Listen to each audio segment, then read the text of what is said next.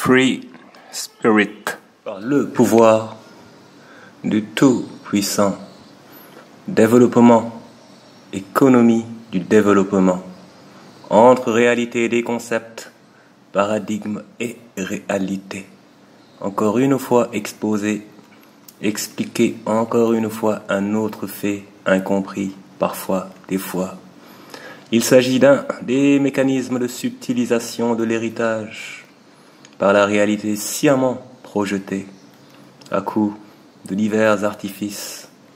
Un autre tour de passe-passe qui, je vous l'affirme, ne doit plus passer. Voyons voir ça de plus près. Voyons voir cela. Free Spirit. Par le pouvoir du Tout-Puissant, le développeur, l'enveloppeur, le Dieu unique, notre maître à tous. Par la famille bénie, l'équipe au complet, bien au contact, qui développe la poussée du mouvement de la vérité. Nous, mes amis, par là même, vous passons le bonjour en toute vérité et développons, mes amis. Mettez-vous à l'aise, soyez attentifs et restez pendant le développement. Enveloppés par la paix que nous vous souhaitons sincèrement, vous le savez, celle qui également anime le cours du jour à présent, développer, a sérieusement développé une remise à l'endroit donc plus que nécessaire pour gommer des cerveaux la fausse impression, la perception erronée, la marque de la bête qui nous concourt qu'à embêter avant d'abrutir et finir en installant les brutes ces bêtes. Que cela paraisse bête ou pas, c'est le cas.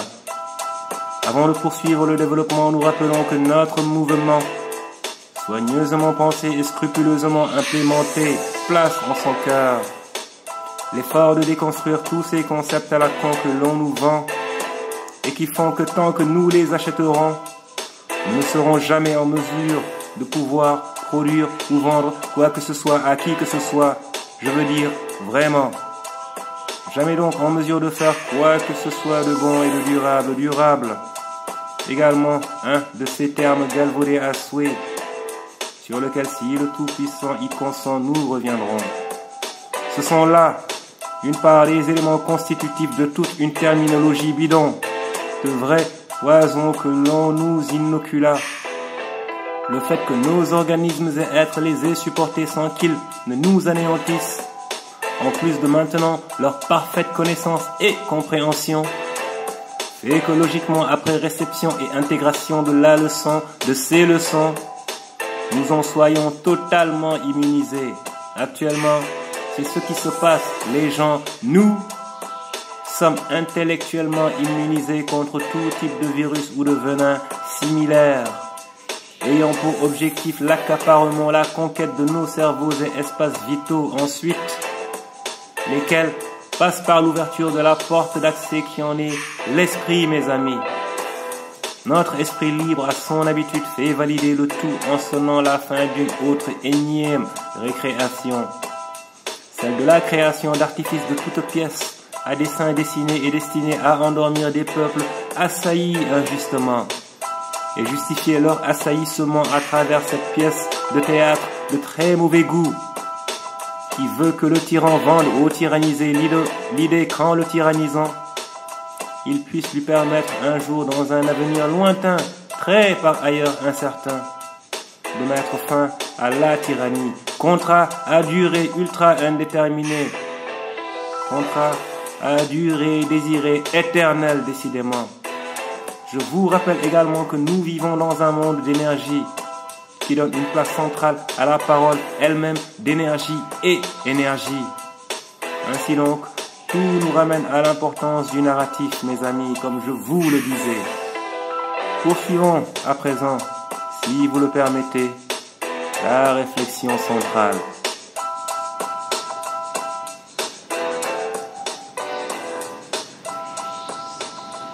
Par le pouvoir du Tout-Puissant.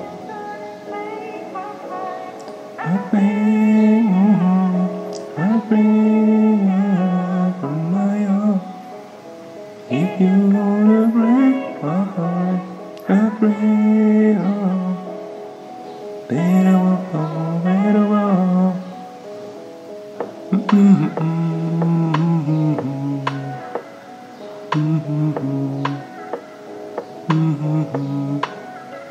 En matière de développement, on a toute une batterie de termes et concepts ambigus à souhait qui ne veulent en soi rien dire pour décrire ce type de dire. On note le recours à l'évaluation par des indicateurs de mesure du sous-développement autour de la dimension économique et culturelle de la mondialisation dans la phase finale du tournant libéral des modèles de développement. Nous reviendrons plus tard sur le cas national des programmes d'ajustement structurel en fin de propos. Les notions de développement et sous-développement appellent les termes développement, facteur, théorie, place des hommes dans le processus de développement. Notez la présence de deux écoles toutes étrangères à nos réalités. La première, l'école anglo-saxonne. Individualisme méthodologique.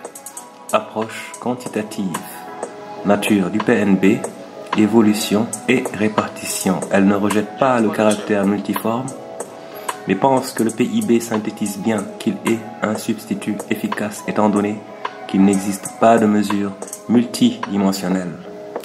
La seconde est la française, qui ne rejette pas le caractère fondamental de la croissance économique, mais l'accent est mis sur l'étude qualitative, la société n'étant pas réductible à la seule condition des hommes qui la composent. Ici, la vision est plus large, mais demeure incomplète. Opposition entre développement et sous-développement. Les pays développés seraient ceux ayant accru, grâce à une révolution industrielle, le volume de biens et services matériels et immatériels nécessaires. Pour les pays sous-développés, il y a pour eux, tu m'étonnes, ambiguïté sur les manières de les désigner. Analyse du développement non neutre, on a toute une batterie de termes bizarres. PED, PVD, PMA, fonction du PIB, industrialisation et alphabétisation pour la mesure. On a aussi les pays mal développés, le tiers-monde. Toutes ces acceptions séparent le monde en deux blocs. Va savoir pourquoi et dans quel intérêt. Dans l'intérêt de qui?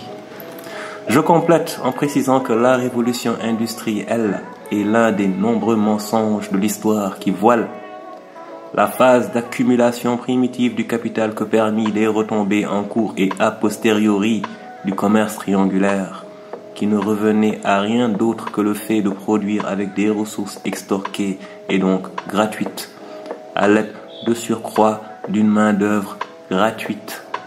Le développement de l'Occident, ce n'est rien d'autre que ça, mes amis. C'est le conte d'Alice au pays des merveilles que procure la gratuité sur toutes les formes possibles. Le système parfaitement adapté à des indigents mentaux armés cependant jusqu'aux dents, qui ont juré de tourner le dos au froid et au triste lot du nomadisme, quoi qu'il leur en coûte. Ceci nous coûtera donc cela, mes amis. À nous de voir à quelle vitesse on sera décidé à en finir une bonne fois pour toutes. La séquence des phases. On a une phase traditionnelle, ensuite le préalable, décollage, puis le décollage et la progression vers la maturité qui permettra la consommation de masse. Je me ferai l'économie de vous dire ce que je pense de tout ce maquillage intellectuel et vous laisse le soin de développer à votre convenance ce pan ou cet aspect de la notion de développement. Passons aux caractéristiques d'une économie sous-développée d'après eux. Nous avons des approches économiques de l'analyse économique du sous-développement. On a celle comparative de Kuznets qui évalue le rapport au nécessaire, les besoins fondamentaux non couverts, la sous-utilisation des ressources naturelles voire humaines par rapport au possible, par rapport aux autres. Exemple IDH, je ne sais plus comment apprécier ce type d'hypocrisie, mais avançons. Comme deuxième approche, on a la structuraliste. Les fameux indicateurs utilisés font référence à un état de développement représenté par la situation économique, politique et sociale des pays industrialisés, à préciser. De multiples indicateurs existent pour élaborer un critère unique et universel. Retenons que la quantification de l'écart existant dans les différents domaines entre les pays du Nord et ceux du Sud est la logique des indicateurs en général. Réfléchissez un peu sur cela et vous comprendrez mieux, mes amis. Citons-en quelques. À partir des agrégats de la comptabilité nationale, nous avons le PIB, le PNB, le revenu national. À préciser ici, classification de la BM sur la base du revenu national. Elle ignore l'autoconsommation dans la mesure du PNB, surtout dans les zones rurales. De même pour l'informel, l'auto-investissement et l'entraide familiale. Bref, tout ce qui nous caractérise ici réellement. De plus, le PNB est juste une moyenne. Le système de calcul diffère d'un pays à l'autre. Là, ça pose le problème de la fiabilité des statistiques. Un problème réel. C'est donc du n'importe quoi. Classification, on a les économies à faible revenu. Donc PNB inférieur à 755 US dollars. Datant évaluation de 99 pour 64 pays. Et pour 2,4 milliards d'habitants. On a ensuite des économies à revenus intermédiaires entre 756 et 9265 pour 58 pays. Et enfin, on a les économies à revenus élevés, plus de 9266. À peu près 1 milliard d'individus, un sixième de la population mondiale. Les indicateurs structurels de développement permettent d'évaluer la croissance progressive de certains secteurs, transformation de la main-d'œuvre directe du primaire au secondaire puis au tertiaire, critique fondée ici, le constat d'une décision arbitraire justifiée. On a les indicateurs de consommation, productivité, énergie, agriculture, valeur agricole par travailleur, par hectare, etc. Alimentation, on va passer vite, démographie, santé, indicateurs sociaux, etc. Tout ça, mes amis, pour définir et caractériser le développement, tout ça juste pour un mot, un concept, une fausse réalité théorisée à partir d'un postulat orienté et infondé mais nécessaire. Pour remplacer la réalité d'un pillage continu par les éléments de langage d'une science élaborée avec le produit du pillage. Pour accompagner ad vitam aeternam ce pillage, bien sûr, tu m'étonnes. Sans plus, c'est tout ce qu'il y a à y retenir, mes amis. Le développement est implémenté par la mise en œuvre de projets soi-disant de développement.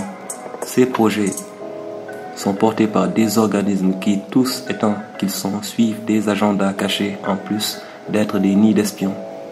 Ces organismes sont la propriété d'États et de conglomérats qui, je n'ai pas besoin de vous le dire, ne nous portent pas en très haute estime et considération, mais en même temps estiment correctement l'étendue des ressources qu'ils convoitent. Ces derniers sont à l'origine des difficultés que l'on range dans le terme fourre-tout, le sous-développement, une autre entourloupe, une énième illusion, une manière que je trouve très cynique d'achever son adversaire graduellement. Ils sont aussi, comme vous le voyez, concepteurs des théories du développement, bien sûr, et chargés de les mettre, bien sûr, en œuvre hors de chez eux, et pas pour le contre de ceux qu'ils trouvent chez eux, dans l'ardiesse du zèle du psycho-sociopathe expatrié porté par la majorité de leurs agents de terrain. Vous voyez donc comment toute cette merde s'articule et s'étend sur tant de temps. Il faut tout rejeter, mes amis. C'est du n'importe quoi, ça ne veut rien dire. Même pour ceux qui travaillent dans ce type d'organisation.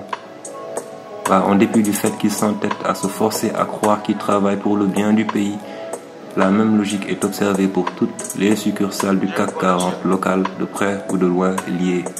Je ne juge personne, mais la réalité reste la réalité, je la cite froidement. Car c'est fini le temps où on passait sur tout et on subissait tout et n'importe quoi bêtement.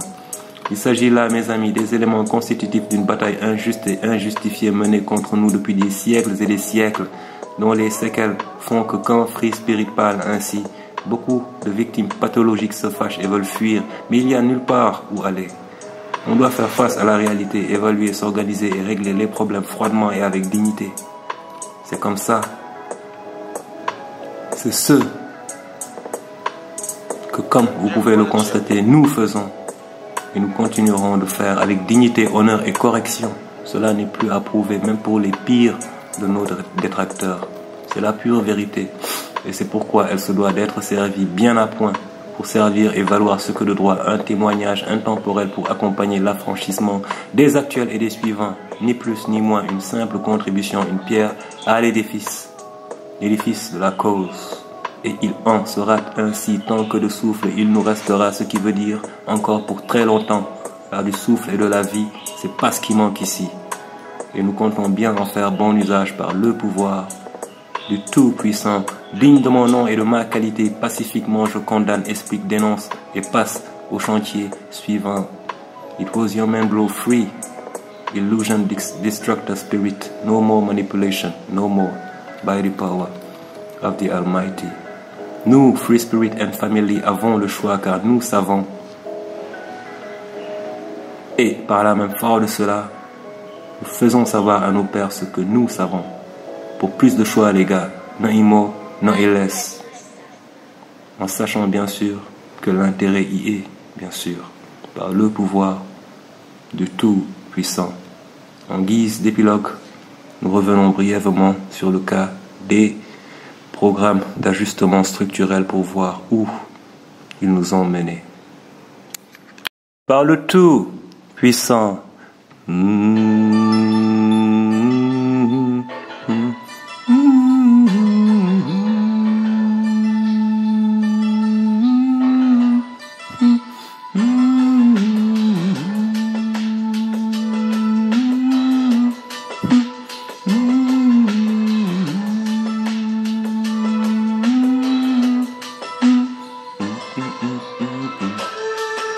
Les programmes d'ajustement structurel, parlons-en. Programme phare de la BM et du FMI. L'objectif était soi-disant de libéraliser les économies africaines, matérialisé par le désengagement de l'État des secteurs de production au profit du privé. Moussiba, Wessouli. Ouverture des économies africaines au marché. Quel marché et sous quel terme? Je vous renvoie à l'observation de la détérioration des termes de l'échange qui s'en suivit. Pourquoi ces passes? Comment ont-ils été exécutés? Quelles en sont les conséquences? Pourquoi? Des indépendances aux années 70, 3 choses importantes se sont passées à connaître afin d'être en mesure de mieux situer les responsabilités. La première chose, des investissements impertinents et non rentables. Ce que je vous dis là, ce sont les conclusions des économistes qui se sont pensés sur la question. Donc c'était la période des éléphants blancs. Contexte, le coût du pétrole et de l'arachide étaient élevés. Les dépenses, structures administratives lourdes, équipements de l'armée, voyages, politiques de l'éducation de masse, etc. en Afrique. On a noté partout la présence de banques de développement étatiques, ce qui a entraîné beaucoup de prêts ont été octroyés sans plan adéquat de recouvrement. Un objectif social était recherché en lieu et place de celui de la rentabilité économique. Donc d'excédentaire, on devient déficitaire. D'où la première apparition des phénomènes de déficit. Deuxième raison du pourquoi, je vous disais que c'était la période des éléphants blancs. Elle donne donc une indication sur l'ampleur de la force des économies africaines à l'époque. Premier point, l'augmentation des importations a créé des distorsions entre les structures de production et la consommation nationale, ce qui a entraîné bien sûr des dépendances, ce qui a entraîné le fait que la consommation soit devenue extravertie. Une économie de type extraverti, l'économie s'habitue à consommer ce qu'elle ne produit pas. Deuxième point, les exportations d'arachide baissent du fait du problème de recouvrement des crédits alloués aux familles religieuses de l'époque et de la rareté du crédit qui s'en est suivi. Troisième point, déficit de la balance commerciale, exode rural, migration de masse et immigration. Les terres sont donc délaissées et l'activité économique qui était une production de rente n'avait alors plus de bras. Dernier point du pourquoi, le déficit devient chronique. En 1980, les États n'avaient plus les moyens. Au moment où la demande sociale devenait plus élevée, il n'y avait pas de recrutement des gens formés. Exemple du phénomène des maîtrisards chômeurs. 1980 est une année du double déficit. Les États étaient doublement déficitaires sur les plans internes et externes. Sur le plan interne, les ressources ne financent plus les emplois. Sur le plan externe, la balance commerciale est déficitaire. Que fallait-il faire à ce moment? Ils se sont endettés, donc endettement. Donc les passes ont entraîné que des prêts ont été octroyés sous certaines conditions. L'ensemble de ces conditions représentait l'ajustement dont les objectifs, entre parenthèses, principe d'application de l'ajustement proposition étaient les suivantes. Réduction des dépenses publiques, masse salariale, personnel administratif, budget de l'État, police et corps armés, bourses, etc.